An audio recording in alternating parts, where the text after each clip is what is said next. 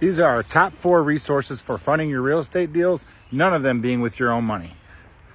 The first is what's called private money lenders.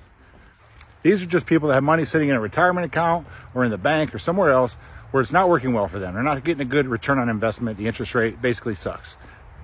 They'd rather invest their money in your real estate deals to get a healthy return better than what they'd get in the stock market, where they can invest in your deal that's backed by an actual asset, the house, for a healthy rate of return that will crush the stock market or anywhere else that they can get at this time.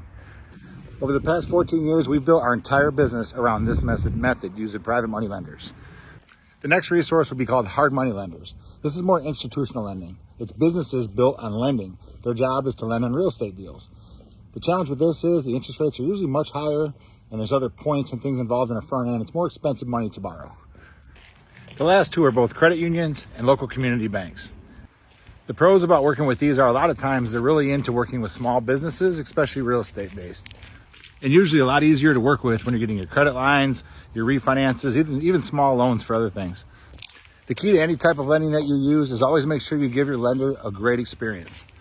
Fulfill your end of the bargain on time, and before you know it, you'll have your lenders reaching out to you asking you to take their money because the opportunity to invest with you is a great one. Like and follow me for more tips.